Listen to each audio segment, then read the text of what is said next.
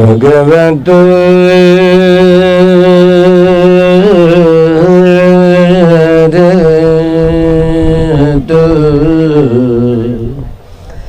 सम्मा समृद्धि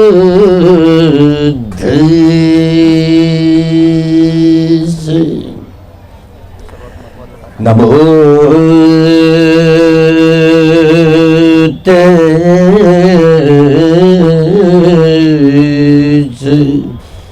भगवत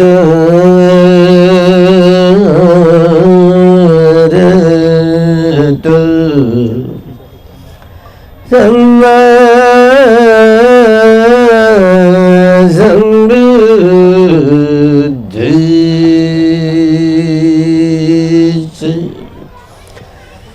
ये जब दयतिताज ये जब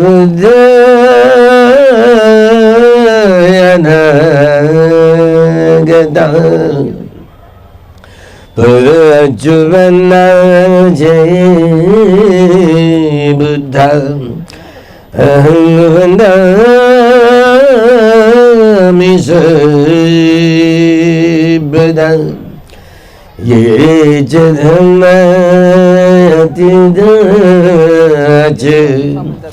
ये च धम्मायनगदा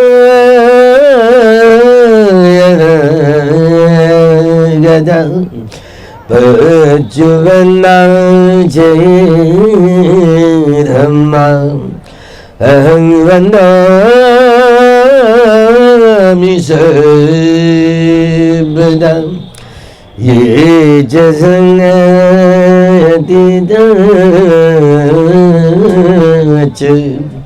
ये च संगयनगदा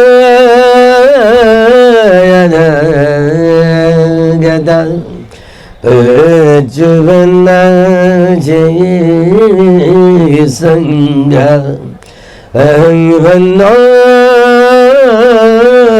सर्वदा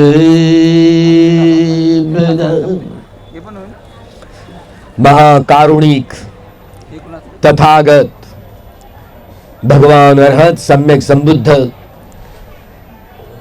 भगवान ने सुआख्यात किया हुआ सुस्पष्ट किया हुआ जो धारण करने योग्य ऐसा सद्धर्म और संग गुणों को धारण करते हुए सद्धर्म में लाभान्वित होने वाला अपनी भीतर की सारी अविद्या को दूर करते हुए आर्य सत्य का साक्षात्कार करते हुए आर्यत्व प्राप्त करने वाला भगवान का वह आर्य सावक संग प्रथमतः इन तीन रत्नों को अभिवादन करते हुए 7 दिन के यह भगवान बुद्ध ने जो पटिच्च समुत्पाद का जहां पठान के आधार पर जो पटिच्च समुत्पाद की एक एक कड़ियों को सुव्याख्या सुस्पष्ट किया, ऐसे 7 दिन का जो पठान पाली का जो सूत्र पठन यहाँ पर हुआ है, न जाने ये भगवान की वाणी है। पहले तो बुद्ध शासन समापन की ओर जब जाते हैं तो यही इसी वाणी को ये लुप्त होना पड़ता है, लुप्त हो जाती है। जड़े हैं यो धम्मं जानाति सो पटिच्च समुत्पादं जानाति, यो पटिच्च समुत्पादं जानाति सो धम्मं जानाति। पटिच्च समुत्पाद यही तो सद्धर्म है, यही तो धर्म है। जहां जहां वे जाया करते थे भगवान पटिच्च समुत्पाद को ही समझाते थे। दुख दुख समुदय की 12 कड़ियां और दुख निरोध गामिनी पटिपदा की 12 कड़ियां, अनुलोम पटिलोम, पटिच्च समुत्पाद का ही उपदेश किया करते। तो यूं ही है तो कठिन, लेकिन इस सद्धर्म को सुव्याख्या जैसे किए, अलग अलग व्यक्ति के स्वभाव विशेष को देख करके अलग अन्य कम्मठान द्वारा जो शमत भावना के हो या विपश्यना भावना के कम्मठान उचित रूप से जैसे दे दिया है, तो बड़ा मंगलकारी बुद्ध का शासन, भगवान की वाणी है। भगवान यहाँ बोध गया जो इसी महाभद्र कल्प में 5 सम्यक संबुद्ध होंगे, जो इसी महाभद्र कल्प में कोणागमन, ककुसंद, काश्यप, चौथे सिद्धार्थ गौतम और 5वें आर्य मैत्रेय सम्यक संबुद्ध। तब तक तो हानि नहीं होगी, लेकिन इस बुद्ध शासन की जो चढ़ाव उतार की बाधाएं जो प्रकट होती है उनमें सामना करना पड़ता है। अभी तो कितने स्थूल चित्त वाले लोग हैं, तो भला इस स्थूल चित्त वाले लोगों को बार बार नहीं तो ये स्मरण हो, बुद्ध शासन की जो नींव है, भगवान के सैद्धांतिक एवं व्यावहारिक पक्ष की जो जड़ से कथन करने की जो समाहितता, जो आधारशिला, जो नींव है, वो नींव ही अगर खत्म होती है तो बुद्ध शासन में जो उतार आ जा करते हैं, तो अलग अलग जहाँ उतारों का सामना करना पड़ता है, ये सारी मार बाधाएं होती है। बुद्ध शासन में जो चढ़ाव उतार आते हैं, बुद्ध शासन कैसे फला हुआ फूला हुआ होता है। बाबा साहब अम्बेडकर जी द्वितीय बुद्ध शासन की जो आधारशिला नींव बने, जिन्होंने फिर से 2500 साल के बाद में फिर से 3 शरण और 5 शील और 22 प्रतिज्ञाओं की सुंदरता की झालर चढ़ा करके यह सद्धर्म की नींव डाली। द्वितीय बुद्ध शासन की जड़ें बलवत्तर की। इतना ही नहीं, छठा जो संगायन हुआ, जिसमें 1954 से लेकर 56 तक 2 साल तक 2500 भिक्षुओं ने इकट्ठा आकर के 84,000 धम्म स्कंद का संगायन किया। भगवान की वाणी के द्वारा 82,000 धम्म स्कंद और बाकी अरहत पके हुए सावक बुद्धों द्वारा जो 2,000 धम्म स्कंद का कथन किया, जिनसे 21,000 सुत्त पिटक में, 21,000 विनय पिटक में और 42,000 अभिधम्म पिटक के 84,000 धम्म स्कंद का कथन किया। भगवान की वाणी स्वयं अपने आप में कितनी परिपूर्ण और परिशुद्ध थे। इस परिशुद्धता को समझने के लिए हर संप्रदाय के सारे जो लोग, सारे देश के सारे देशवासियों, दुर्लभो बुद्धो उत्पादो इमस्मिन् लोके, अरे बुद्ध का उत्पाद होना कितना दुर्लभ होता है। बुद्ध उत्पन्न ही नहीं हुए तो क्या लोगों का मंगल। कितना करुण चित्त महाकारुणिक है, अपने करुण चित्त को सारे सद्धर्म को बांटते हैं। स्वयं अपने दुखों को कैसे दूर करे, मुक्ति की अवस्था को कैसे प्राप्त किए। तो यही वह भूमि का स्थल है, बुद्धों की उत्पत्ति का स्थल, जहाँ बोधिसत्व का आखिरी महाबोधिसत्व का जन्म हो, बुद्धत्व प्राप्ति या महापरिनिब्बाण हो। ये तीनों घटनाएं संसार में जो भी भूतकाल के, वर्तमान के और भविष्य काल के सम्यक संबोधि प्राप्त करने वाले महापुरुष होंगे, तो सभ्य बुद्धा समसमा, सभी बुद्धों का बुद्धत्व प्राप्त करने वाले आखिरी के जीवन वाला जो महाबोधिसत्व का जीवन, वह भी जीवन वैशाख पूर्णिमासी के दिन ही उनका जन्म होता है। जैसे सिद्धार्थ गौतम का लुम्बिनी में हुआ है, बोधि प्राप्ति अब बोध गया में हुई है, तो वैशाख पूर्णिमासी के दिन।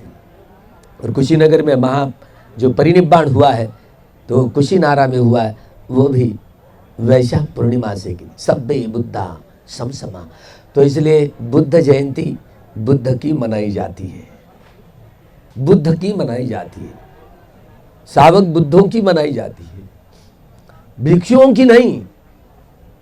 भिक्षु सर्वसाधारण भिक्षु, लेकिन हमको गृहस्थियों की आदत है, बस हमारा जन्मदिन आ गया तो न जाने कितने ठाठ फाट में, कितनी आसक्ति, कितना लगन, पहचान नहीं पाते। बड़े बड़े उपादान है, कितने उपादान, चारों महा जैसे पहाड़ है,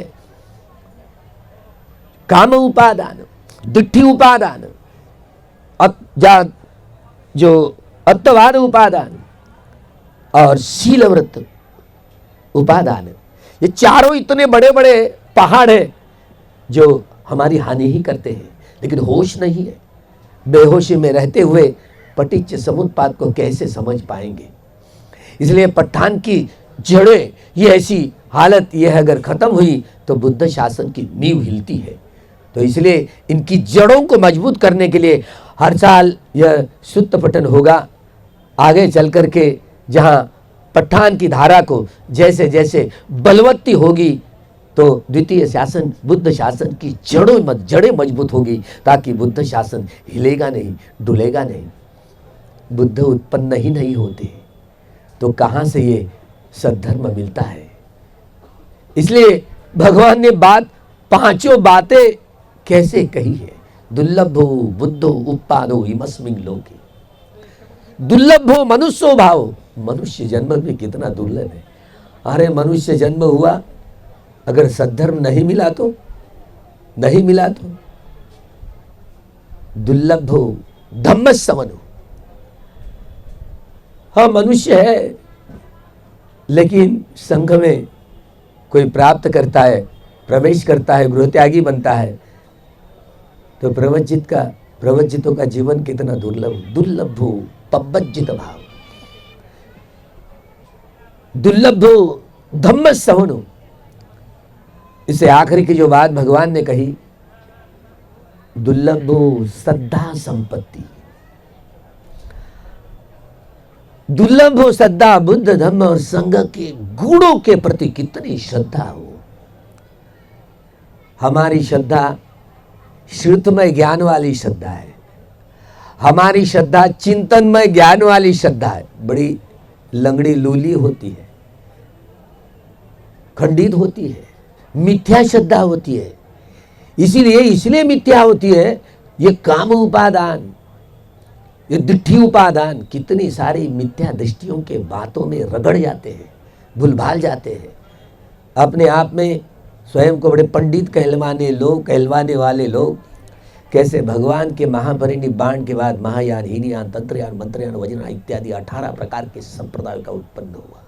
जिनके हाथ में जो जो भगवान की लगी, भगवान का पड़ा, बस वे अपनी बातों को रगड़ते रहे। भगवान की वाणी को भी, वाणी पर ही जो बुद्ध के अनुयायी हो उनकी ही श्रद्धा नहीं है, बाकी औरों की क्या है।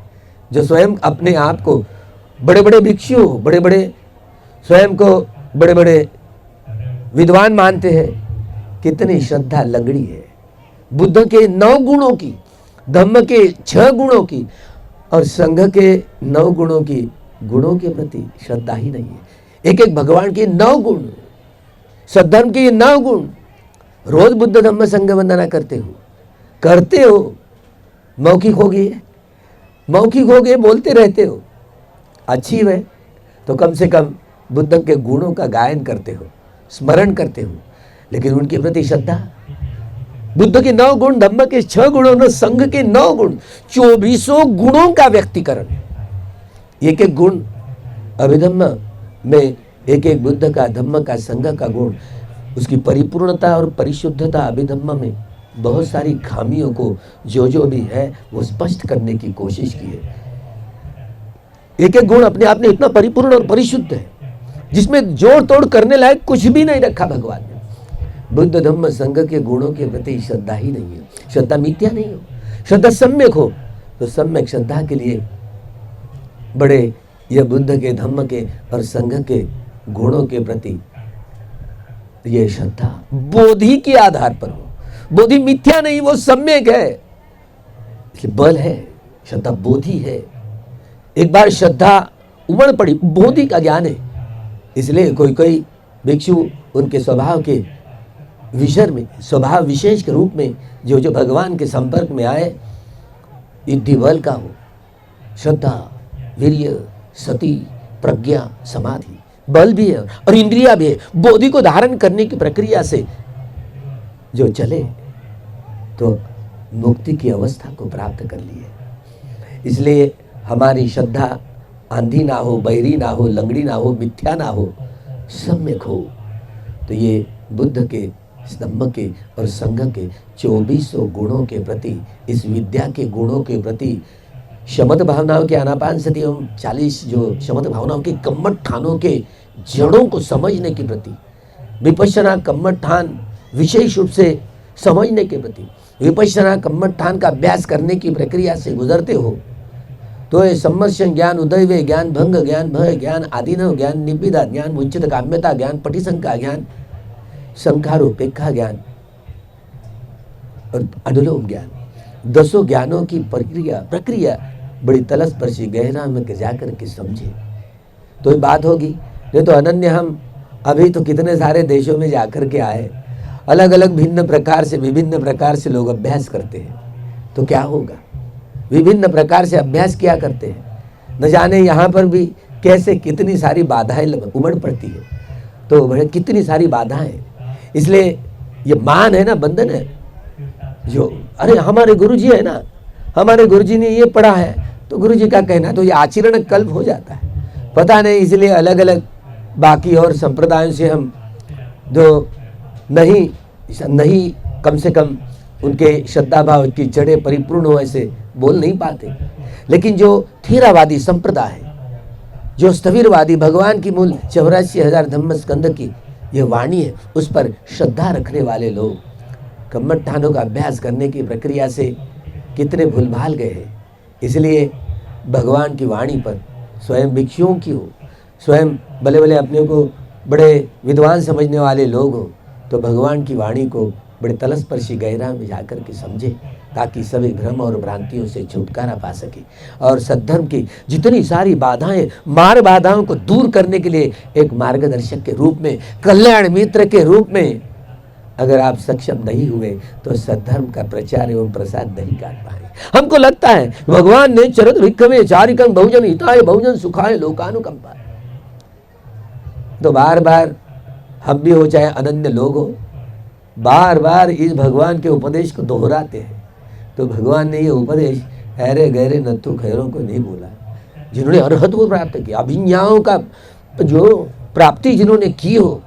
एक भिक्षु एक ही दिशा में अकेला जाया करते, सामने वाला जो व्यक्ति जो 390 प्रकार के स्वभाव वाला व्यक्ति है, रागमूलक, द्वेषमूलक, मोहमूलक, बुद्धिमूलक, भयमूलक, वितर्कमूलक स्वभाव, किसी प्रकार की स्वभाव विशेष वाले जो व्यक्ति हो, वह अगर उनके सामने आए, उसके स्वभाव विशेष को देख करके उनके कम्मठानों के शमत कम्मठानों का अभ्यास करवा लेते थे और उसके विपश्यना भावना का विशेष रूप से अभ्यास करवा लेते थे।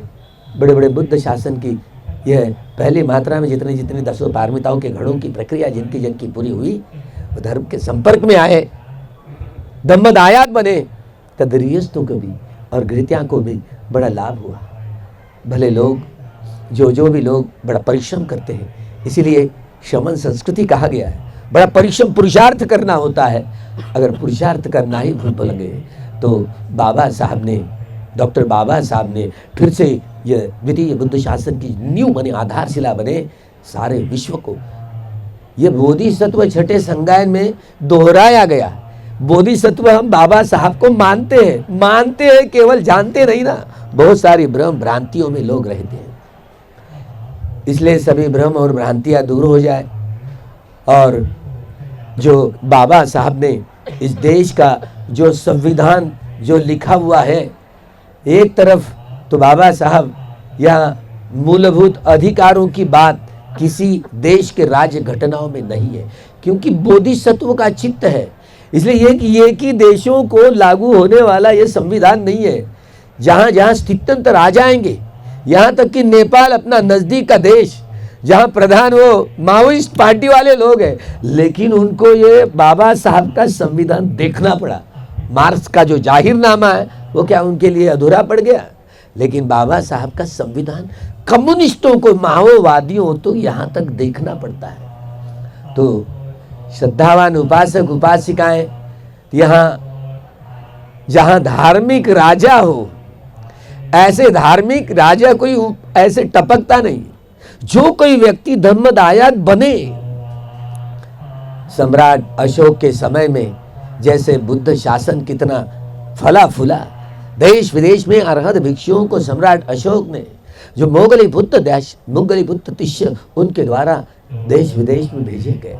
ये सारा भिक्षु संघ यहाँ आता है, कितना देश विदेश के लोग जहाँ हमलावर नहीं हुए, इसलिए वो टिका रहे। लेकिन यहाँ इस देश में बड़ा हमला हुआ, इसलिए यहाँ जो जड़ें वो हिल गई। इसलिए फिर से जड़ें जमाने की कोशिश, बहुत परिश्रम लेना पड़ेगा। इस बुद्ध शासन में जन्मे हो तो बड़े अपने आप को भाग्यशाली मानते हो, तो यहाँ जो पांचों बातों को बड़ी गंभीरता से समझेंगे, श्रद्धामूलक स्वभाव वाला जो व्यक्ति होता है, सद्धर्म का प्रचार एवं प्रसार करने में माहिर होता है, सक्षमता आ जाती है। इसीलिए अभी क्योंकि बुद्ध वाणी में कितना सारा यहाँ बवंडर खड़ा हुआ है, इसलिए सभी भिक्षुओं को, सभी वैचारिक मंथन करने वाले उपासक उपासिकाओं को आह्वान करता हूँ कि हर साल इस बुद्ध पूर्णिमा में यहीं पर गुजारे, ताकि सभी सम्यक संबोधि की मैत्री यहाँ मिल जाती है। हम पारमिताओं की बात करते हैं, 10 पारमिताएं, 10 उपपारमिताएं और 10 परमत्थ पारमिताओं की बात करते हैं। जब तक कि 300 पारमिताओं का पहाड़ कोई व्यक्ति खड़ा नहीं कर पाता, तो 32 लक्षण और 80 अनुवेजन उनके शरीर पर स्थापित नहीं होते। नामुमकिन बात है, प्रकृति के बनाए नियम है। तो भला यहाँ इस तादाद में जो भगवान की जो जड़ें हैं, भगवान बुद्ध की मूल वाणी है, जो धक्का लग गई तो बुद्ध शासन में उतार देखे जा सकते हैं। इसलिए उतारों का सामना करने के लिए भगवान की वाणी है 84,000 धम्म स्कंद वाली, फिर से संगायन करने की यह नौबत आ रही है, क्योंकि बहुत बड़ी भ्रम और भ्रांति में लोग जी रहे हैं। भिक्षु संघ में भी और अनन्य उपासक उपासिकाओं में भी यह भगवान की वाणी पर श्रद्धा ही नहीं है। इसलिए भगवान की मूल वाणी जो 84,000 धम्म स्कंद का फिर से संगायन करना होगा, और अनन्य जो पूजनीय देश विदेश का जो भिक्षु संघ इकट्ठा आकर के फिर से बुद्ध ये 7वें संगायन की जोरों शोरों से तैयारी करनी होगी, ताकि आने वाली पीढ़ी बुद्ध शासन की नींव सद्धर्म के आधार पर उनकी नींव जड़ों को बलवत्त कर पाए, और सद्धर्म के प्रचार एवं प्रसार करते हुए सारे विश्व को युद्ध की नहीं बुद्ध की जरूरत होती है। बुद्ध से, भगवान बुद्ध के सद्धर्म से ही टूटे हुए मनों को जोड़ा सकता है, सारे सांप्रदायिक दीवारें टूट जा सकती है, और सारे विश्व में बुद्धं शरणं गच्छामि, धम्मं शरणं गच्छामि, संघं शरणं गच्छामि, तीनों शरणों में जैसे जैसे लोग प्रतिष्ठित होंगे, सारा विश्व अभी केवल नाम से, लेकिन स्वयं कर्म से, नाम से बुद्धिस्ट रहने में लाभ नहीं, कर्म से कोई बुद्धिस्ट होता है, जो धर्म से धर्म धारण करते हुए धम्मचारी बनता है, धम्मचारिणी बनती है, तो लाभ होता है। यहाँ इस पुण्य भूमि पर आए हो सभी सम्यक संबुद्धों की करुणा और मैत्री धारण ग्रहण करने के लिए। हम क्या बुद्धों को मैत्री देंगे? हमको पावर है, हमका टावर उतना नहीं है हमारा सबका। हम सभी देश के सारे लोग, चाहे भिक्षु भिक्षुणी उपासक उपासिका, यहाँ इसलिए आते हैं भगवान की सभी सम्यक संबुद्धों की मैत्री, सभी पच्चेक बुद्धों की, सभी सावक बुद्धों की मैत्री, सभी निर्वाण सत्वों की मैत्री, यहाँ तक के भू देवता हो, चतुर महाराजिक देवता हो, रूप भूमि के देवता हो, उनकी मैत्री हम स्वीकार करने के लिए, मैत्री लेने के लिए, अपने सम्यक संकल्प को दोहराने के लिए यहाँ इस बुद्ध भूमि पर आते हैं, बुद्ध की जन्म भूमि पर आते हैं। तो सम्यक संकल्प करें, कम से कम, अरे बाबा साहब ने बात की थी, अरे कम से कम बोध गया हो, लुम्बिनी हो, कुशीनगर हो, सारनाथ हो, ये चारों स्थान है ना, जो चारों स्थान बड़े पुण्य, चारों धाम कहे जाते। लोग तो यूं ही भूलभाल गए, प्रतिक्रांति के बाद में चारों धाम अलग अलग कहे गए। गंगा नदी का नाम सुनते ही हमारा माथा भड़क जाता है। हम जब बुद्ध वंश पढ़े तो बुद्ध वंश में हर एक सम्यक संबुद्ध के जीवन काल में गंगा नदी का अस्तित्व होता ही है। ये एक ही बुद्ध की बात नहीं है, त्रिपिटक का हिस्सा है। सभी सम्यक संबुद्धों के जीवन के काल में गंगा नदी का अस्तित्व दिखता ही है। जब सवाल ये पैदा होता है कि हर सम्यक संबुद्धों के काल में गंगा नदी का अस्तित्व रहता है, तो धर्म गंगा कही जाती है। तो भले नहीं तो गंगा नदी का नाम लेते ही वहां पर कोई नहाए धोए तो अपने चित्त को कैसे शुद्ध कर ले? बिल्कुल नामुमकिन बात है। लेकिन इस प्रकृति के कुछ बने बनाए नियम हुआ करते हैं कि सभी बुद्धों की, भूतकाल के हो, वर्तमान के हो, या भी भविष्य काल में जब इसी महाभद्र कल्प में जो आर्य मैत्रेय आएंगे ये बुद्ध शासन कब होगा और फिर धीरे धीरे ये आयु कम होगी मनुष्य की, धीरे धीरे कम होती चली जाएगी, 10 साल तक गुजरेंगे, 10 साल में ही बस, 5 साल में शादी ब्याह यो त्यों लड़के बच्चे हो जाएंगे और 10 साल में इतनी कम आयु होगी। और फिर से ये पुण्य कर्म करने के आधार पर फिर से ये आयु इतनी बढ़ेगी कि 1 लाख वर्ष तक मनुष्य की आयु बढ़ेगी, आयु बढ़ेगी। हम लोग तो विश्वास नहीं कर पाते, बुद्ध की वाणी है 1 लाख तक। ये आने वाले सम्यक संबुद्ध, यही इसी जो बोधि वृक्ष है ना, ये बोधि वृक्ष अभी जो पीपल का वृक्ष है, ये बोधि वृक्ष है, लेकिन आने वाले सम्यक संबुद्ध जो अजीत नाम उनका होगा, अजीत नाम होगा, तब तक ये कहाँ कहाँ कैसे कैसे रहेगा हम नहीं जानते। लेकिन इस बोधि जो वृक्ष है पीपल का, इसी स्थल पर नागा बोधि वृक्ष बढ़ेगा और नागा बोधि वृक्ष के तले भगवान जो आर्य मैत्रेय सम्यक संबुद्ध जिनका नाम अजीत होगा, वह आर्य मैत्रेय सम्यक संबुद्ध होंगे।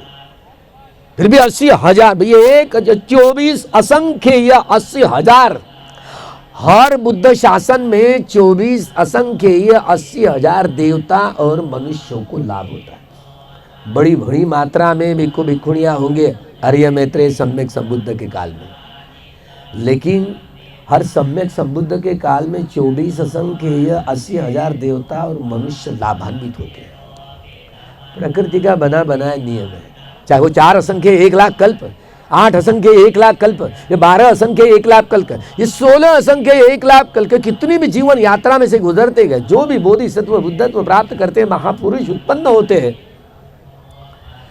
तो अनेक जीवन में वे तो सम्यक संबोधि प्राप्त करने की जीवन धारा में एक जीवन में ऐसे चक्रवर्ती सम्राट हुआ करते हैं। जैसे सिद्धार्थ गौतम चक्रवर्ती सम्राट, अपनी काया का त्याग करने की यह माघ पूर्णिमा से 3 महीने के बाद मैं मेरी काया त्यागूंगा, महापरिनिब्बाण कुशीनारा में करूंगा, ऐसी जैसे घोषणा की।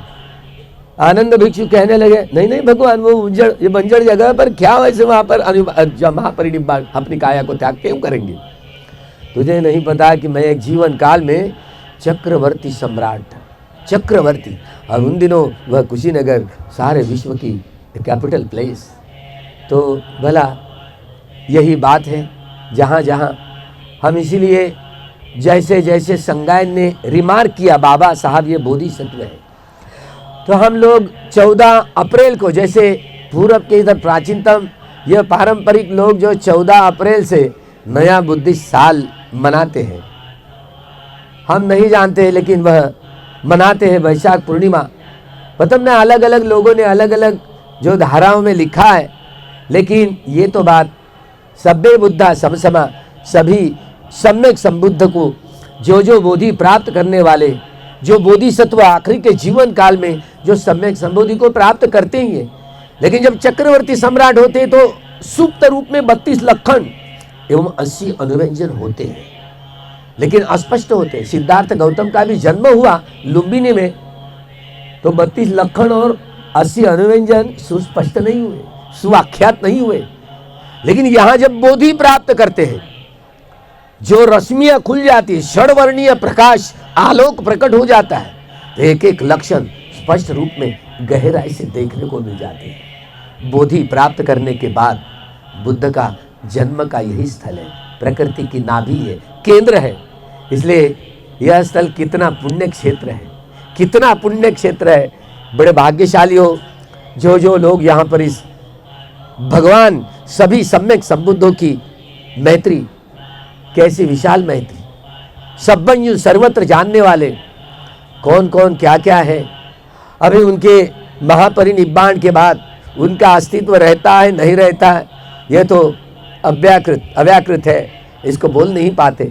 लेकिन बड़ी श्रद्धामूलक स्वभाव को हमारा कम से कम नहीं लाभान्वित हुए, लेकिन भगवान के गुणों की, सद्धर्म के गुणों की और संघ के गुणों की ये बड़ी परिपूर्णता, परिशुद्धता को बड़े ठीक तलस्पर्शी गहराई में जाकर के समझे। दानंग दत्वा, अभी बार बार कहा गया पट्टा, दानंग दत्वा उपोषत कम्मं कत्वा तं अस्सादेति अभिनंदन्ति। रागो उपज्जति, दोषो उपज्जति, मोहो उपज्जति, माना उपज्जति, दिट्ठी उपज्जति, विचिकित्सा उपज्जति, औदच्यं उपज्जति, दोमनसं उपज्जति। ये सारी बार बार बार बार पट्ठान में रिपीट करिए। जब कोई भगवान के भिक्षु संघ के संपर्क में आते, गृहस्थ या गृहत्यागी जो भी कोई है, तो उनको शमद भावनाओं के कम्मठ ठान जो भी कम्मठ ठान लिया हो, तो कम्मठ ठानों का अभ्यास करने की प्रक्रिया से गुजरता है तो शरीर पर यह संस्कार रूप में राग है, द्वेष है, मोह है, जो विचिकित्सा है, जितने दो मनुष्य इतनी सारी जो नाम लिए ना उभर जाते। जब विपश्यना इस कम्मठ ठान का अभ्यास करवाना शुरू कर देते तो मग्गम जहां ध्यानंगुप्पादेति, विपस्सनंगुप्पादेति, मग्गंगुप्पादेति, फलंगुप्पादेति, अभिन्नंगुप्पादेति, समापत्तिंगुप्पादेति, ये सारी अभिज्ञाओं ना और समापत्ति ध्यान में रममान करने की सारी प्रक्रिया से गुजरेंगे तो ही बुद्ध शासन की नींव जड़ें बलवत्तर होगी। यही भूमिका को अदा करेंगे। इसलिए डॉक्टर बाबा साहब अम्बेडकर जी के जन्म स्थल पर महू में 14 अप्रैल को वहीं पर आना है, ये याद रखें। सारे विश्व के सारे लोगों ये याद रखें, बाबा साहब छोटा सा केवल वैसे नहीं तो युग पुरुष है, बोधिसत्व है। तो बोधिसत्व के जन्म स्थल पर जाकर के उनको जहाँ चक्रवर्ती सम्राट बनने के लिए, सम्यक संबोधि प्राप्त करने के लिए, जो 300 पारमिताओं का पहाड़ खरने के लिए हमारे जीवन का सारा पुण्य हम क्यों न बांटे? तो बांटना चाहिए, वितरण करना चाहिए। हमारे सारे जीवन का सारा पुण्य उस भूमि पर, पवित्र भूमि पर जाकर के बांटे, ताकि यह बुद्ध शासन की नींव अलग अलग बोधिसत्व के साथ में सिद्धार्थ गौतम जो बोधि प्राप्त किए, सम्यक संबुद्धत्व प्राप्त किए, मार आता है और कहता है, हे महाशमन गौतम उठ, यह आसन तेरा नहीं है, यह आसन मेरा है। अरे मार, मैंने तुझे पहचान लिया है। वह इतना देवपुत्र मार आकर के कितनी वह उनके पास भी विद्या होती है, लेकिन भगवान ने जो युद्धि प्रत्यार की बातों है ना, भगवान समझा, हे मार तू काहे तकलीफ देता है मुझे, जाना। ऐसे अगर समझाते तो कहाँ भाग जाता है। भगवान, है महाशमन गौतम, क्या सबूत है कि तूने बुद्धत्व प्राप्त कर लिया? इसके लिए क्या सबूत है? भगवान ने बात कही, सब्बेसु, मैंने जो 300 पारमिताओं का पहाड़ खड़ा किया, सब्बेसु चक्रवालेसु, अलग अलग सौर मंडल है, एक चक्र वाले एक सौर मंडल होता है, तो 10,000 सौर मंडल, 10,000 चक्र वाले से चक्र वाले, जिनमें 31 प्रकार की काया धारण करने वाले मनुष्य या मनुष्यतर प्राणियों का अस्तित्व होता है। लोक विदु, लोक यानी काया, इमस्मिन् लोके, नरक लोक हो, प्रेत लोक हो, असुर लोक हो, तिर्यक, पशु पक्षी, ये काम सुगति वाले, ये मनुष्य लोक हो, चतुर महाराजिक देवता हो, तावंतिसा देवता, यामा देवता, तुषिदा देवता, निम्बानरति देवता, परिनिमित्त वसु, 6 प्रकार के देवता लोग, और मनुष्य लोग काम सुगति भूमि वाले 16 प्रकार के रूप ब्रह्म लोग, जो धम्मचक्र प्रवर्तन सूत्र में बार बार आता है। 4 प्रकार के अरूप ब्रह्म लोग। इस प्रकार लोक विदु, ये गुण है भगवान का। हम लोग ना बड़े लंगड़े हैं, श्रद्धा नहीं है, इसलिए ये धम्मचक्र प्रवर्तन सूत्र में आखिरी के कड़ी में 10 लोक धातु, 10 सहस्र लोक धातु, ये शब्द गढ़ लिया है भगवान। तो उसमें जब धम्मचक्र प्रवर्तन भी होता है, वो साधुकार देते हैं। एक बार नहीं, धम्मचक्र प्रवर्तन करने के समय में भी यह 10,000 चक्र वालों में रहने वाले अपाय गति से लेकर अरूप ब्रह्म लोक तक, यह समय जागृतता का समय होता है। जैसे अपने माता के कोख में भगवान प्रवेश करते हैं आषाढ़ी पूर्णमासी के दिन, जहां संतुषिता देवता लोग, तुषिता देवता लोग में से वह संतुषिता उनका नाम होता है, शरीर त्यागने की प्रक्रिया से महामाया के ख्वाब में आता है, सपने में आता है और कहता है, माते मैं इस पृथ्वी तल आखिरी का जन्म ग्रहण करने वाला हूं, क्या मेरी माता बनना चाहेगी? तो ये सफेद हाथी के रूप में वह अपनी माता के कोख में प्रवेश करते हैं। तो वह कोख में जब प्रवेश करते हैं, बोधिसत्व की बात, ऐसी घटनाएं होती है। तो ये 10,000 चक्र वालों में जितने सारे प्राणी, 31 प्रकार की काया धारण करने वाले प्राणी हुआ करते हैं, बड़े सजग होते हैं, क्या हो कुछ न भी गड़बड़ी हो। मतलब कंपित होता है, गृह त्याग होता है, महा में निष्क्रमण होता है। कोई बोधिसत्व का हो, प्राचीन का काल में जितने सारे सम्यक संबुद्ध हुए हैं भूतकाल में, वह सभी बुद्धा समसमा जब अपनी माता के कोख में प्रवेश करते हैं तो 10,000 ये लोक धातु वाले चक्र वालों में जो सत्व होते बड़े जागरूक होते हैं उस क्षण के लिए। जब अपनी माता के कोख में प्रवेश करते, जब जन्म होता है लुम्बिनी में, जैसे सिद्धार्थ गौतम का जन्म हुआ, तब भी देवता लोग 10,000 चक्र वालों के सारे प्राणी उस क्षण के लिए सजग होते हैं। कंपित होती है, कंपन होता है, भूकंप होता है, लेकिन उसकी हानि नहीं होती भूकंप से। जब बोधि प्राजा महानिष्क्रमण होता है, गृह त्याग होता है, जैसे सिद्धार्थ गौतम का गृह त्याग 29वें वर्ष में जो हुआ, तब भी जब महानिष्क्रमण होता है, तब भी यह 31 प्रकार के ये सारे प्राणी जो होते 10,000 चक्र वालों में, सौर मंडल में, वह भी उस समय में जागृत होते हैं, क्योंकि हलन चलन होती है, कुछ तो भी हो रहा है। जब बोधि प्राप्त करते बोध गया में, तब भी ये सारे देवता लोग और सभी मनुष्य या मनुष्यतर प्राणी कंपन होता है, कंपन होता है, तो तभी जागृत होते हैं। बोधि प्राप्त करने के बाद पंचवर्गीय जो सन्यासी है, परिव्राजक है, सारनाथ की ओर जाते हैं। केवल 5 ही भिक्षु नहीं थे, 18 लाख करोड़ देवता लोग, जिनमें सहमपति ब्रह्मा भी थे। देवता लोगों ने मंदार पुष्पों की वर्षा की। जब धम्म चक्र प्रवर्तन हुआ तो तब भी उसी क्षण सारे 10,000 चक्र वालों में कंपन हुआ। वह भी सजग रहे। नरक लोक से अरूप ब्रह्म लोक सभी प्राणी उस क्षण के लिए सजग होते। जब महापरिनिब्बाण की घोषणा भी करते हैं, जब भी महापरिनिब्बाण की घोषणा करते हैं 3 महीने के पहले, तब भी यह हलन चलन होती है, भूकंपित होती है। और जब महापरिनिब्बाण होता है तब भी यह कंपित होती है। देवता और मनुष्य लोग जब उनका महापरिनिब्बाण होगा तो कैसे होगा? अब यहाँ कौन कौन रहेंगे? आप लोग रहेंगे क्या? पता नहीं, हम नहीं जानते। लेकिन भगवान का महापरिनिब्बाण हो गया।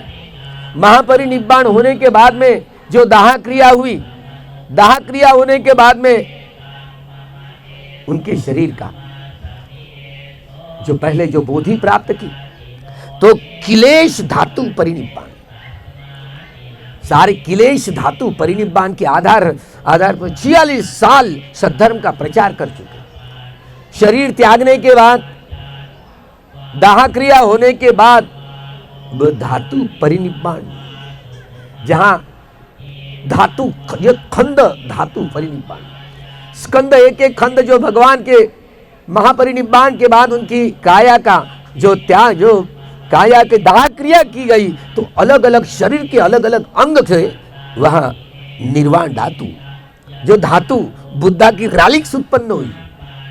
और वो रालिक्स इसी तरह 84,000 धम्म स्कंद के आधार पर 84,000 महास्तूप बनाए। सम्राट अशोक, देवानम प्रियदर्शी सम्राट अशोक ने देवानम प्रियदर्शी 84,000 महास्तूप बनवाए। कैसे महास्तूप बनता है? जो भी महास्तूप है वो ऊर्जा होती है भगवान की रालिक्स में। वो जो ध्यान में प्रविष्ट होने के लिए, अपनी सीलों की जड़ों को तीव्र रूप से प्रविष्ट होने के लिए, प्रगल जो बलशाली होने के लिए, यहाँ तक कि प्रज्ञा में रमन करने के लिए, ये धातु, ये ऊर्जा धातु की बड़ी लाभदायी होती है। बुद्ध शासन की ये नींव है। इसलिए मोगलीपुत्र तिष्य ने भगवान की वाणी को दोहरा है कि भगवान के महापरिनिब्बाण के बाद भगवान की जो धातु होती है उसमें महास्तूप बनाए जाएंगे। वहाँ महास्तूपों में वहाँ धातु की प्रतिष्ठापना होगी, तो वो बुद्ध की ही एनर्जी, बुद्ध की ऊर्जा काम करेगी। इसीलिए लोगों को एक मार्गदर्शक के रूप में यहाँ बुद्ध महाबोधि ये महाविहार में हम आते हैं तो सभी सम्यक संबुद्ध होगी। अभी यहाँ महास्तूप खड़ा हुआ है, अब भगवान की धातु भी है। जब भगवान के बुद्ध शासन का समापन होगा, अब ये धातु स्कंद परिनिब्बाण धातु है, शरीर का स्कंद कंद एक एक टुकड़े टुकड़े अलग हुए, और जो धातु रैलिक्स बन गई वो रैलिक्स महास्तूपों में प्रतिष्ठापित की गई।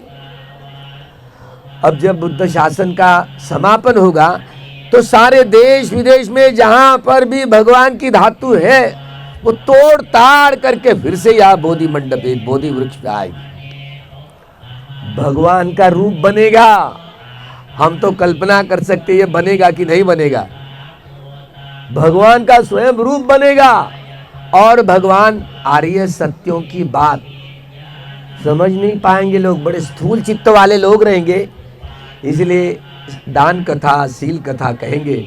और आने वाले आर्य सम्यक मैत्रेय सम्यक संबुद्धों के विषय में बातें कहेंगे। दान कथा शील कथाओं को प्रकाशित करेंगे, बड़े स्थूल। और यहाँ जब भगवान का वो जो खंड परिनिब्बाण, एक शरीर के स्कंद से बनाया जो भगवान का रूप, बस ऐसे बैठे बैठे बस खड़े होंगे और जैसे जैसे बोधि मंड के ऊपर जाएंगे।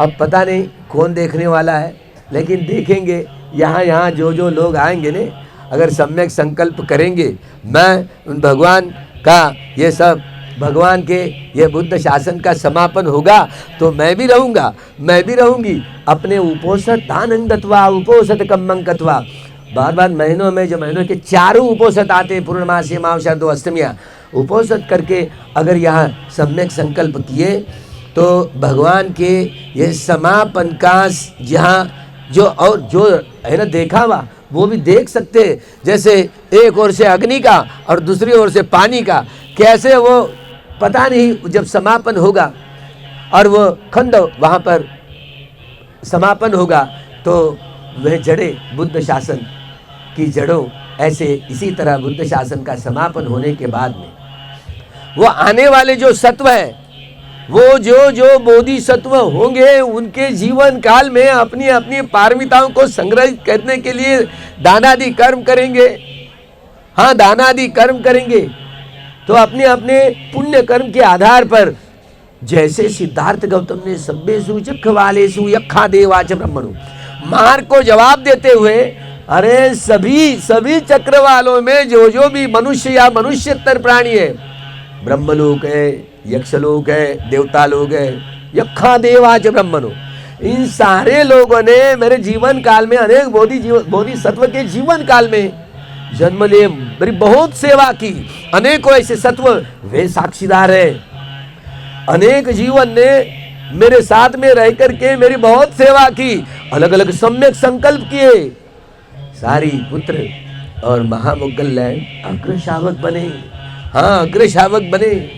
अनेकों तपस्वी और जो भल्ली गए ना, इसे 7वें सप्ताह में भोजन का पात्र नहीं था भगवान के पास में, मणि रत्नों का पात्र, गोल्डन का पात्र, चांदी सोने का पात्र लेकर के चतु महाराज जी देवता आ गए तो भगवान ने नकार दिया और पत्थर का पात्र चतुम महाराज चारों दिशाओं की ओर, जैसे भगवान जहां बैठे तो चारों दिशाओं में तपस्वी और भल्ली, शहद मिश्रित नया चावल निकला था तो नए लड्डू और जो भक्त भोजन लेकर के आए थे तो कैसे खाएंगे।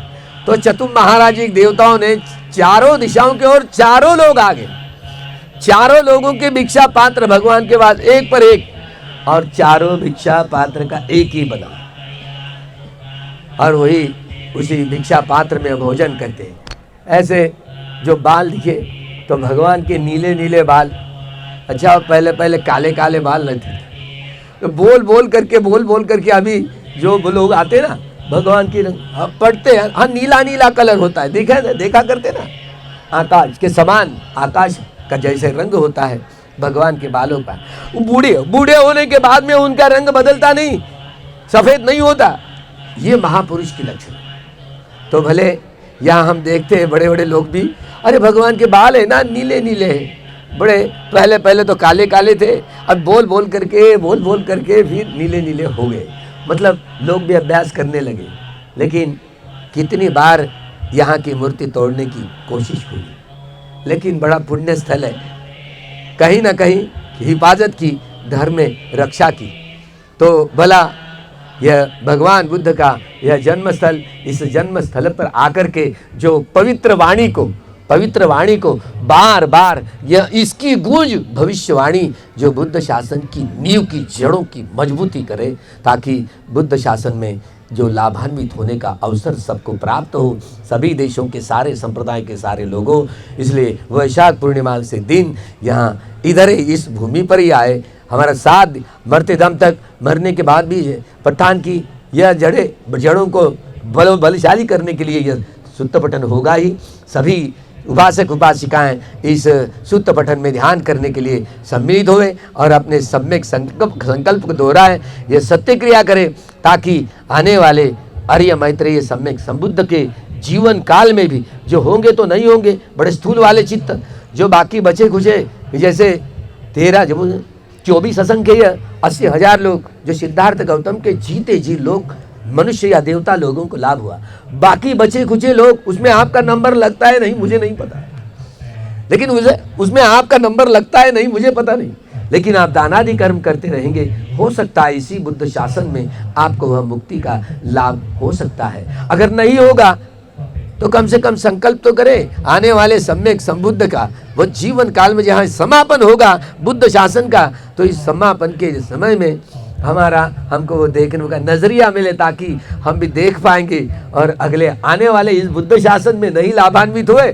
तो अगले बुद्ध शासन में उनके बोधिसत्व के जीवन काल में हम सम्यक संकल्प करते उनकी सेवा करने में, मनुष्य या देवता लोगों में जन्म लेकर के उनकी सेवा करें, सम्यक संकल्प करें और बुद्ध शासन में जन्म लेवे, ताकि बुद्ध के काल में जो जन्म ले सके।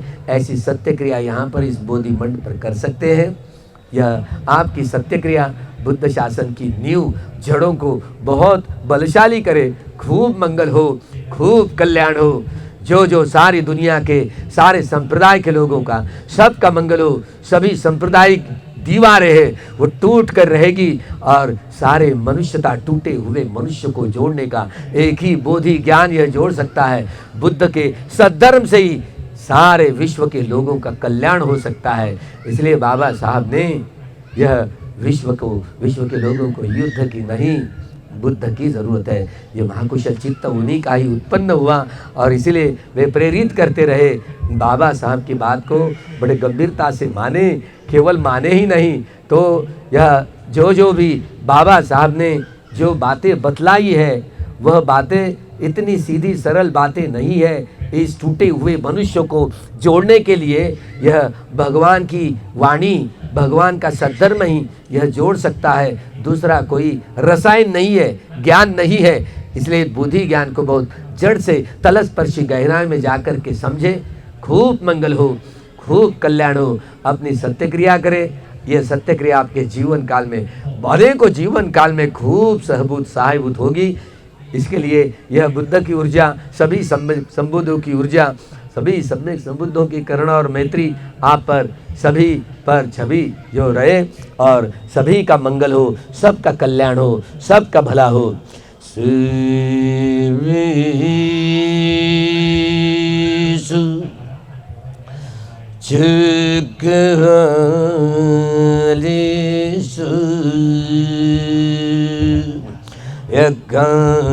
यज्ञदेवाच ब्रह्मणो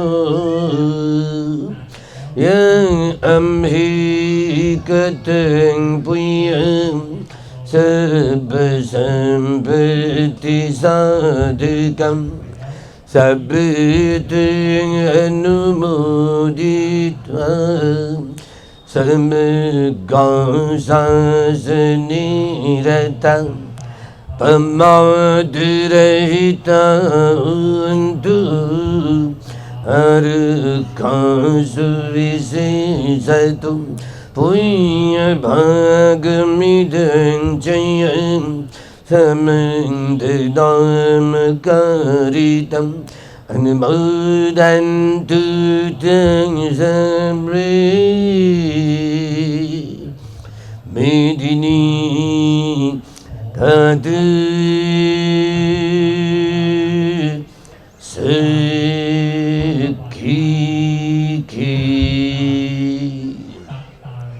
मेदिनी तद्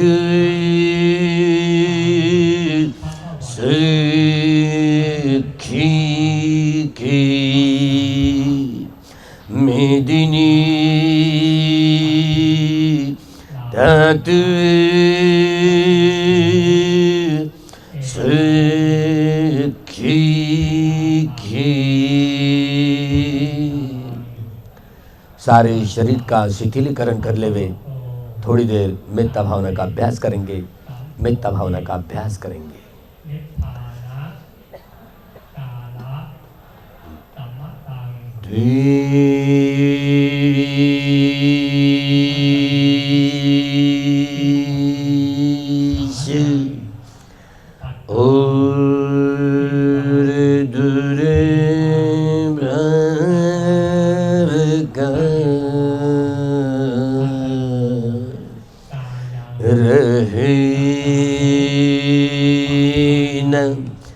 नाम निशान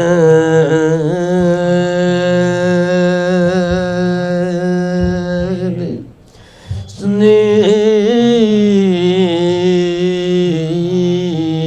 और सद्भाव से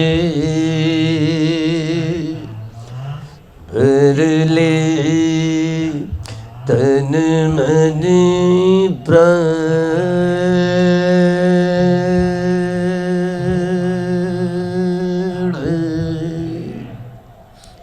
मन मानस में प्यार ही उर्मिल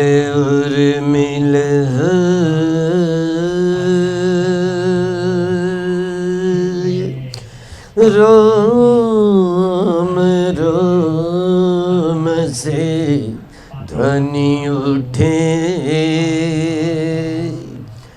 मंगल मंगल हो।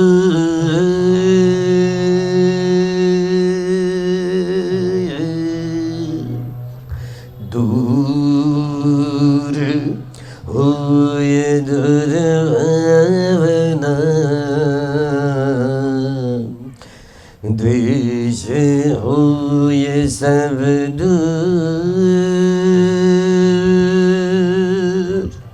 निर्मल निर्मल चित्त में प्यार भरे भरपूर।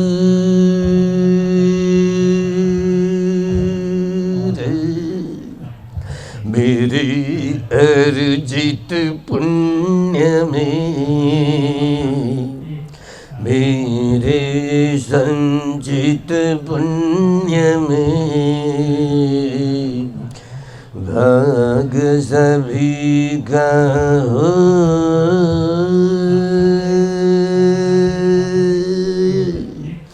मेरे सुख में शांति में लाभ सभी को।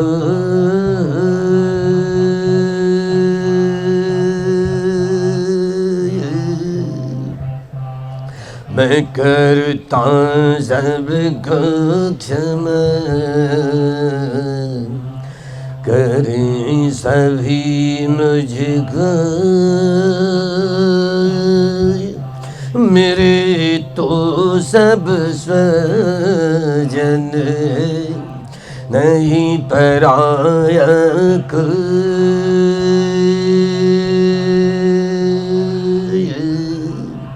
मेरे तो सब मित्र है, दूजा दिखे न कोई।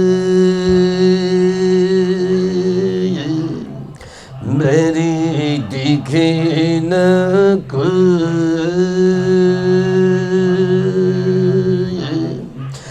सबका मंगल हो।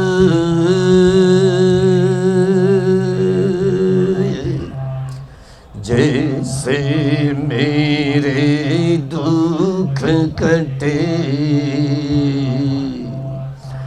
सबके दुख कट जाए।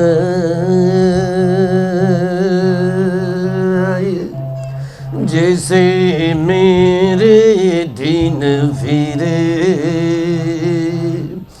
सबके दिन फिर जाए। सबका मंगल हो,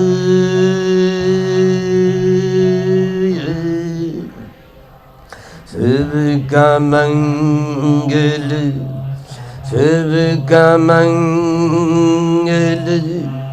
सबका मंगल हो रे।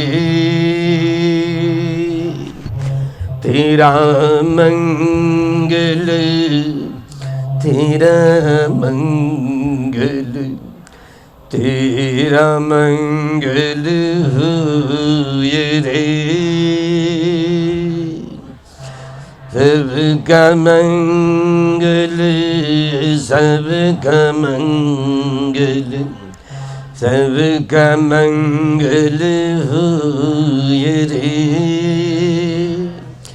दृश्य और अदृश्य सभी जीवों का मंगल हो रे।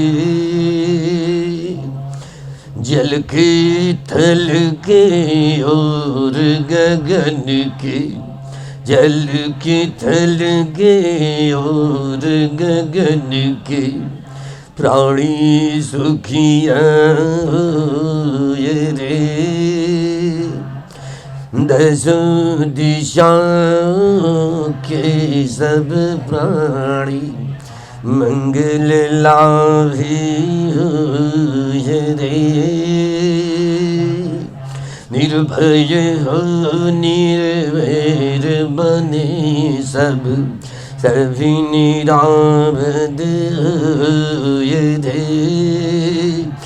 अंतरतम की गांठें छूटे, मन से शीतल रे। कर्मों के बंधन कट जाए, जन जन के दुखड़े मिट जाए, भुक्त दुखों से रे। धर्म विहारी पुरुष हो, धर्मचारिणी नार, धर्मवंत संतान बने, शीलवंत संतान बने, प्रज्ञावंत संतान बने, सुखी रहे परिहार,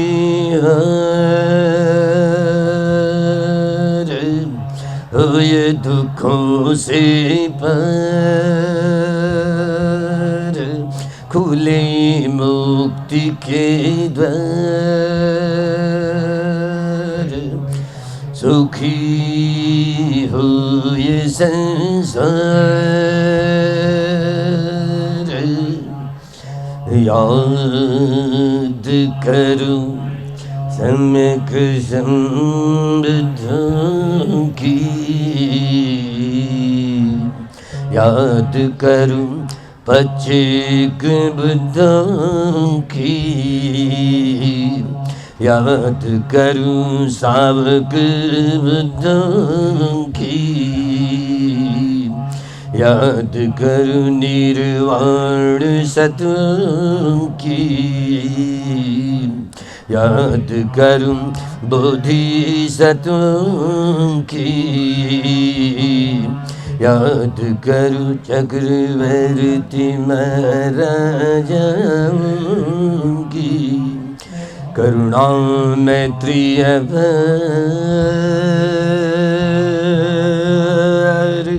सभी प्राणियों पर धर्म गंग की धार, हो ये दुखों से पार, खुले मुक्ति के द्वार, सुखी हो ये संसार। दुखी देख करुणा जगे, ऐसा ब्रह्म विहार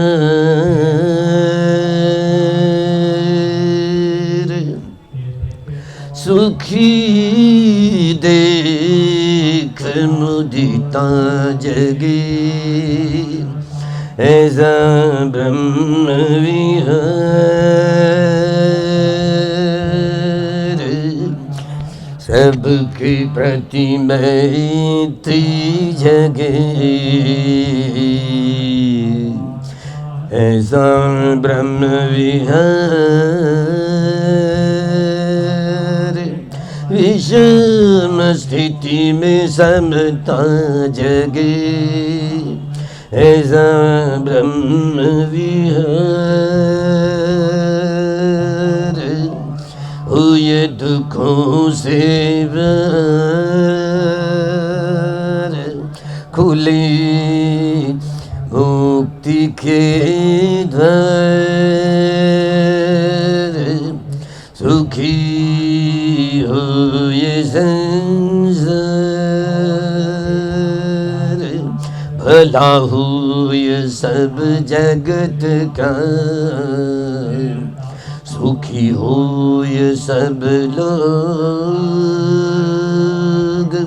दूर हो ये दारिद्र्य दुख, दूर हो ये भव रोग, सबका मंगल होए,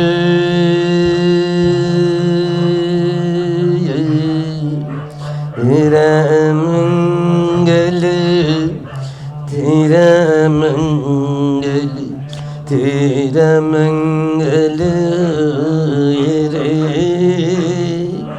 सबका मंगल, सबका मंगल, सबका मंगल रे, जन जन मंगल, जन जन मंगल, जन जन सुखिया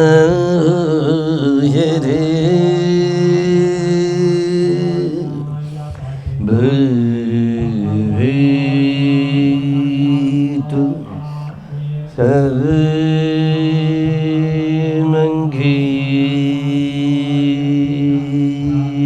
सर्वमंगलम्, भवेतु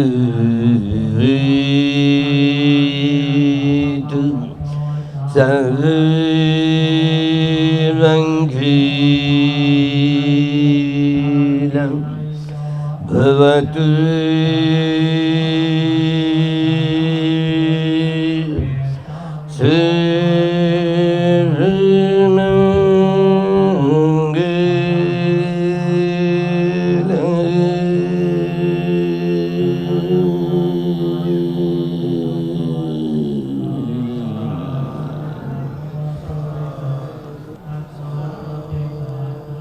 सुखी हो, मंगल हो, सबका मंगल हो, सबका कल्याण हो, सबकी स्वस्थ मुक्ति हो, स्वस्थ मुक्ति हो, भला हो, भला हो, खूब मंगल।